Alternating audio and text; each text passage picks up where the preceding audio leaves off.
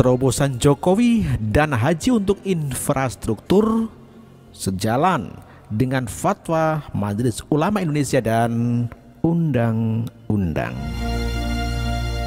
Tanah airku tidak kulupakan, kan terkenal. Pemerintah Jokowi sedang gencar-gencarnya membangun infrastruktur. Sadar benar bahwa tanpa infrastruktur perekonomian tidak akan tumbuh dan negara tidak akan berkembang dan maju. Jokowi memang memprioritaskan pembangunan infrastruktur di dalam pemerintahannya. Masifnya pembangunan infrastruktur ini diharapkan akan mampu menghidupkan sendi-sendi perekonomian dan menarik investor masuk untuk melakukan bisnisnya di Indonesia. Daya tarik infrastruktur memang menjadi salah satu prasyarat yang diharapkan para investor. Karena mereka tidak mau logistik terhambat karena minimnya sarana dan prasarana infrastruktur. Itulah mengapa Jokowi mengupayakan segala cara untuk membangun infrastruktur yang mandek selama 10 tahun. Mandek bukan berarti tidak ada pembangunan infrastruktur, melainkan karena ada pertambahan signifikan yang terjadi. Sederhananya, pembangunan infrastruktur kalah cepat dengan pertumbuhan manusia dan tuntutan ekonomi global.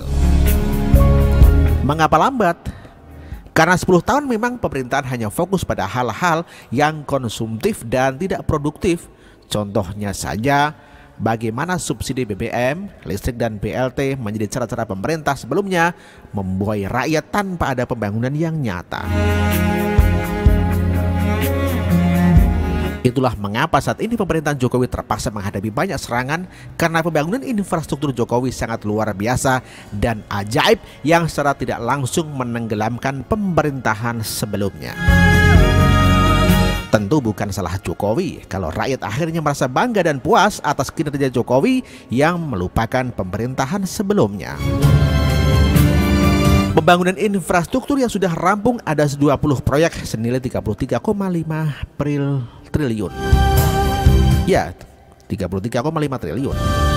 Dapat dilihat bersama dan dinikmati bersama. Mulai dari pembukaan jalan baru, jalan tol dan bahkan juga pos-pos perbatasan.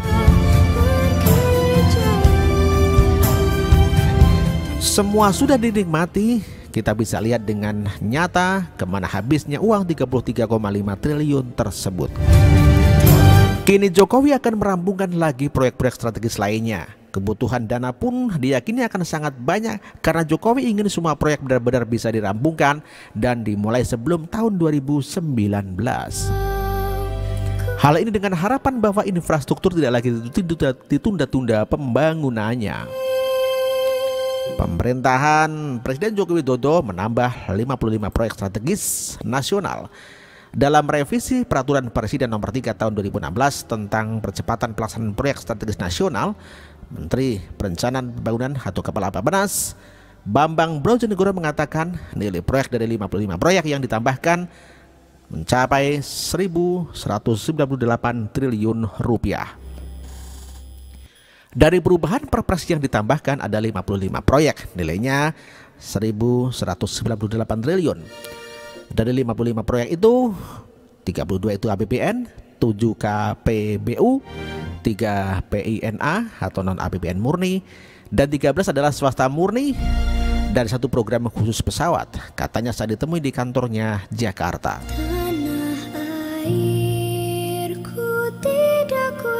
Banyaknya dana yang dibutuhkan ini membuat Jokowi harus terus memutar otak supaya bisa terus mengemban dan mengebut pembangunan infrastruktur. Dana-dana nganggur pun diusahakan supaya bisa dipakai untuk pembangunan infrastruktur. Jokowi menyasar dana masyarakat yang dikelola oleh badan usaha milik negara atau BUMN maupun lembaga keuangan milik pemerintah. Ada sekitar 400 triliun dana menganggur yang disasar Jokowi tersebut untuk bisa digunakan dalam proyek infrastruktur. Lagi dipikirkan membuat peraturannya supaya dana-dana tersebut dapat digunakan dan ada perlindungannya. Karena ada kekhawatiran bahwa dana tersebut akan bisa dikembalikan dalam jangka waktu yang lama, bukan hanya dana pemerintah yang nganggur, Jokowi juga menyasar dana haji yang nilainya sebesar 93 triliun rupiah untuk dipakai membangun infrastruktur. Jokowi akan menempatkan dana tersebut di proyek-proyek aman dan memberikan keuntungan yang besar. Taruh saja pembangunan jalan tol aman, nggak akan rugi. Yang namanya jalan tol nggak akan rugi, nggak akan hilang, kata Jokowi. 93 triliun rupiah yang ini kalau dimanfaatkan dengan baik, ditaruh di tempat-tempat yang memberikan keuntungan yang besar, juga akan mempercepat pembangunan negara kita. Jelas Jokowi. Keinginan Jokowi ini tentu saja langsung mendapatkan serangan dari para haters yang memang selalu mengomentari Jokowi dengan komentar-komentar miring tanpa tahu yang disampaikan benar ataupun tidak.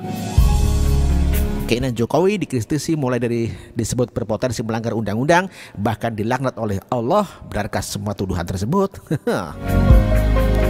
Kalau disebut melanggar undang-undang, salah besar. Undang-undang tidak melarang penggunaan dana haji untuk proyek infrastruktur. Bahkan ada ketentuan yang mengatur kalau dana haji bisa digunakan untuk investasi dan bisa dipakai untuk hal yang bermanfaat bagi umat. Berikut adalah kutipan pasal 10 Undang-Undang Nomor 34 Tahun 2014. Keuangan haji sebagaimana dimaksud dalam pasal 4 huruf B meliputi 1. Penyelenggaraan ibadah haji, operasional BPKH, C. Penempatan dan atau investasi keuangan haji, D. Pengembalian setoran BPIH dan atau BPIH khusus jemaah haji yang membatalkan keberangkatan dengan alasan yang sah, E. Pembayaran saldo setoran BPIH khusus ke PIH ke PIHK, F. Pembayaran nilai manfaat setoran BPIH dan atau BPIH khusus, G. Kegiatan untuk kemaslahatan umat Islam, dan H. Pengembalian selisih saldo setoran BPIH dan atau BPIH khususnya bagi penetapan BPIH dan atau BPIH khusus tahun berjalan.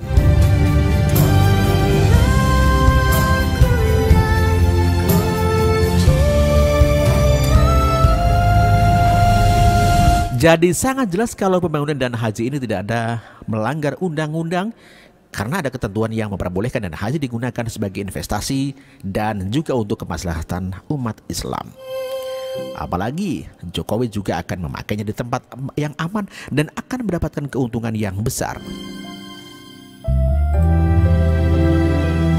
Lalu, apakah penggunaan dana haji ini akan dilaknat oleh Allah seperti tudingan daripada politisi PKS tersebut?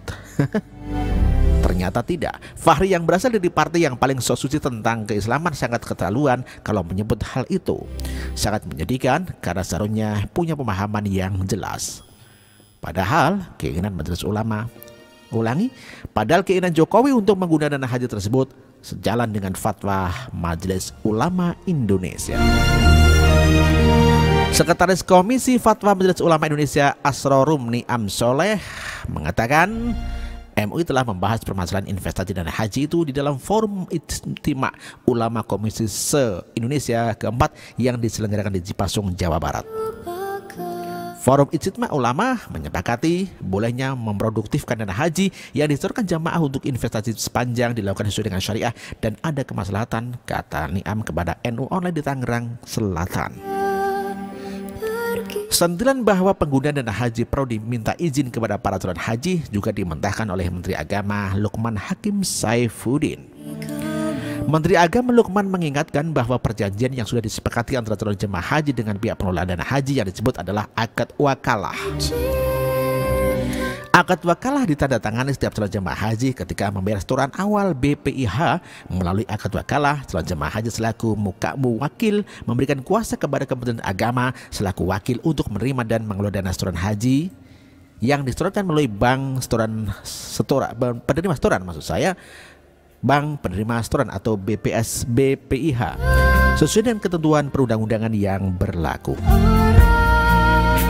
Jadi, terobosan Jokowi ini tidak ada melanggar peraturan perundang-undangan dan juga tidak melanggar fatwa Majelis Ulama Indonesia. Sehingga kalau ada yang menyebut bahwa ini adalah melanggar undang-undang dan akan dikenai laknat Allah, adalah sebuah pernyataan mengada-ada. Dan tampak sekali kalau kualitas pengkritik hanya asbun tanpa membaca terlebih dahulu semua aturan dan fatwa yang ada. Sekali lagi Jokowi membuktikan dirinya bahwa tidak pernah asal-asalan melakukan terobosan dan selalu mentaati peraturan yang berlaku. Semoga saja penggunaan dana haji ini benar-benar bisa memberikan manfaat yang lebih baik kepada umat. Seperti saat jalan tol sudah digunakan secara fungsional untuk kepentingan arus mudik dan Idul Fitri. Tetap membangun Pak Jokowi, yang nyinyir tenggelamkan saja. Salam dana haji.